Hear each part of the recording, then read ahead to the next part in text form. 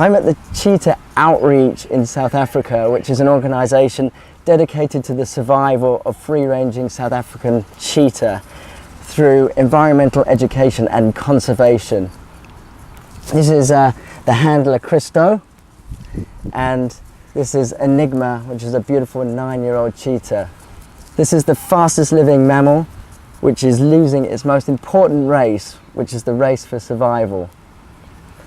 At the turn of the century, there were an estimated 100,000 cheetahs in 44 countries throughout Africa and Asia. Today, there's just 7,500 in the wild, and South Africa has 1,000 of these majestic cats. The main reason for their decline is shrinking range due to a loss of habitat, and also in the wild they have a low predator hierarchy, which means they face a lot of competition from other predators, and they don't do well in reserves or parks due to large lion and hyena populations. Cheetahs also lack genetic diversity, which means that they are prone to disease and disease young. How can they increase the genetic diversity within the populations? Well, we work with a facility called the Anne van Dyck Cheetah Research Center. They do breeding as well, so there's a stud book, you know, there's a where every cheetah they document, you know, DNA and blood work and all that sort of thing. So they breed to diversify in captivity, so that if you at some point do have a population crash, then at least you have a fairly stable, diverse captive population from which you can then try and breed. But I mean, breeding and putting in the wild is virtually impossible. It's very difficult to teach them how to hunt. So you can breed in captivity and you know, release them into areas, but then there must not be any other bigger predators, because they wouldn't survive. You know, you'll probably still have to feed. A lot of the males will have very low sperm count, so reproduction is a problem.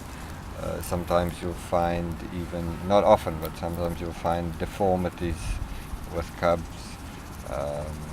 So I think about 50% of cheetahs tested of males have very low sperm count, and you know, the rest have virtually nothing. And of the ones that do have sperm, it's quite bad actually.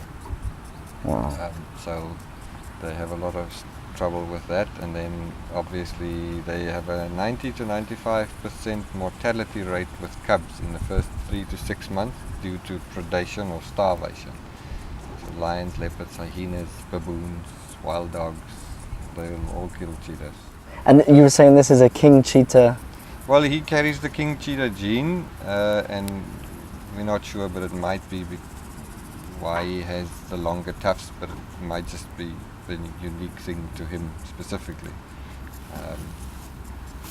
But king cheetahs will have a lot more black on them. They have 3 to 5 lines down the back, and their spots blend together to form huge blotches all over them.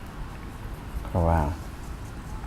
But there's only about 80 to 100 king cheetahs in the world. Absolutely incredible. And these spots, how many spots do they have on them? Average about 2,000. And it's mainly for camouflage, is Yeah. that correct? If they lie under a tree and you have sun and shade coming through, you can see how it just perfectly gives them a camouflage.